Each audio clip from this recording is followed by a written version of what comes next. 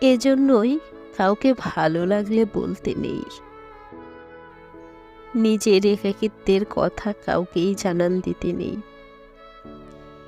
নির্দিষ্ট কারো জন্য বুকের ভেতরটা ফাঁকা লাগলে সেই শূন্যতার কথা তাকে জানাতে নেই। কারো জন্য খুব করে পুড়ে গেলে সেই পুড়ে যাওয়া আগুনের আঁচটুকু তাকে বুঝতে দিতে নেই। এতে করে প্রায়ই সেই মানুষটা আপনাকে একা করে রেখে যাবে।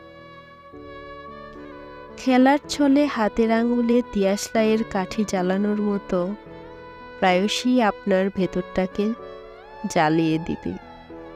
আসলে ভালো লাগা বলা হয়ে গেলেই বেড়ে যায় দূরত্বের দেয়াল। ভালো লাগা বলা হয়ে গেলে